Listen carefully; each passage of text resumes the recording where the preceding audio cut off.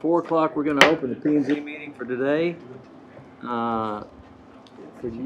We have a new member today, Chuck Swallow is here. He's our new P and Z commissioner. He replaced Jeff Harris. Very hard to do, but I'm sure you'll be able to do it. First thing on our agenda today is approval of the minutes from the June 2023 meeting. Have you guys reviewed and have any questions or comments or changes? I'll make a motion to approve. Have a motion to approve? Second. Have a motion to approve in a second. All in favor? So moved. I'll abstain. Number 2A, consideration and final action. Drew? The preliminary plat for lots 1A through 1J, Block 1 Tybee High School Edition, subdivision containing 25.22 acres of land. Obviously, it's the old middle school tract. They are breaking it out into multiple commercial lots. It is zone mixed use. We do have a handful of conditions, and I'll briefly go through those. They're in your backup in detail if you've got any questions. They are working with engineering for their adequate facilities plan, the conceptual utility layout, continuing to work on that. But we do have the properties, they need to identify the phasing. But as of right now, they don't have any particular order. Each lot may be its own phase, depending upon which development piece comes first. Proposed dedication of right-of-way. There is a portion of, right-of-way and easements. Detailed statement of how the subdivision will be served by water. Again, that's with the adequate facilities plan as well. The following studies will be required before the final plat. Traffic impact analysis as per TxDOT, drainage study and the utility plans, streets, water, wastewater, drainage, and park facilities showing adequate capacity. Number 6, required TIA and drainage study. Again, mentioned those to be required before the final plat or with the civil construction plans. Again, location and phasing sequence and proposed configuration of the public infrastructure. Preliminary plat does conform to the design specifications and, of course, mitigates any public health and safety. Staff recommends the preliminary plat for approval with those conditions. Be pleased to answer any questions. Does anyone have any questions on this? Oh, excuse me, but I did have one question before, Mr. Lipscomb. I did. You'd asked about access. The lot at the north corner, let me get my pointer here, in just a second. This lot here aligns with the light at Peterson Drive. This will be a shared lot for access and parking.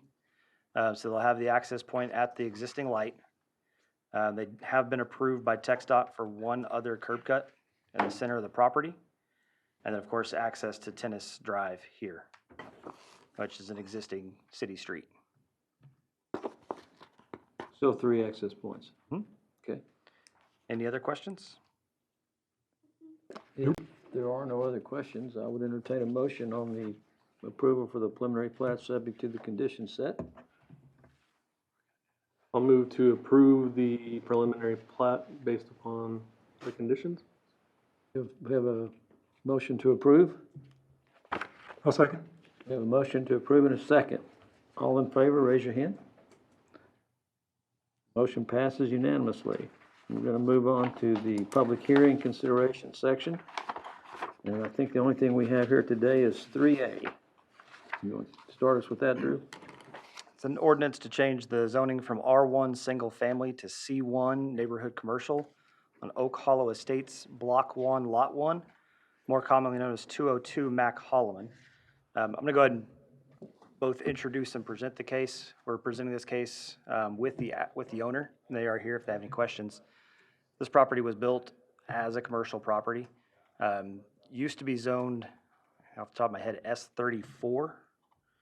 As we went through the rezoning in 2019, it got flagged as residential. I can only assume it was either by one of the tables that our consultant was referencing from the old zoning to the new zoning, or based on aerial photography where it does look like a residential structure with a hip composition roof, residential size lot adjacent to the neighborhood. But it was previously was not zoned residential, but it did get zoned R1 in 2019. So staff is recommending zoning for C1 neighborhood commercial, which would be consistent with the current use. As you can see, it's zoned R1 towards Bandera Highway as a switch station for Windstream. The rest of Mac Holloman is actually zoned R2. And it is within the strategic catalyst area number 10, which follows that Bandera Highway corridor. As I'd be pleased to answer any questions before or after the public hearing. I'm going to open the public hearing. I have a couple of questions, but let's open the public hearing at 4:05. And I don't have any speakers signed up to speak on this. Does anyone wish to speak? Okay, I'm going to close the public hearing at 4:06. Anybody have any questions for this? We do have one letter in opposition requesting that this not be granted because it's a residential area. Drew, my question is the reasoning, because it backs up to residential, correct? Correct. 208, 210? Mhm. Is there a reason why we're changing this to C1 instead of C2? Is there? The owners did request it. Like I said, staff is presenting on their behalf because it is a zoning correction. It was zoned commercial prior to the 2019 zoning code rewrite. We believe it was mapped R1 in error. So it actually is going back to what it should have been, consistent with our new code. And so the C1 is the neighborhood commercial, which it is common. We don't have a lot of C1 across town, but it is common as a neighborhood adjacent commercial district. For it to be right next door to a residence is not uncommon. That was any other questions? I have no questions at all. I mean, we can put this up for recommendation if no one else has any questions for approval, rezoning. Do I have a motion on this? I'd move to approve. We have Let me just make a comment right quick. Sure. I'm very familiar with this piece of property, having lived in that area. I think this is consistent with its historic use, and so I feel comfortable making a recommendation. And we have a motion to approve. A second. We have a second. Motion to approve and a second. All in favor, raise your hand. All right, this motion is approved. We really have nothing else except for a staff report. Yep. The only thing I have is, we do have our scheduled meeting September 7th. At this point, I don't have any cases pending.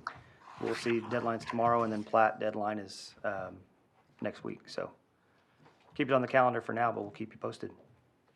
Anybody have anything they'd like to see on a future agenda? Okay. We're gonna close this meeting at 4:08. My kind of meeting.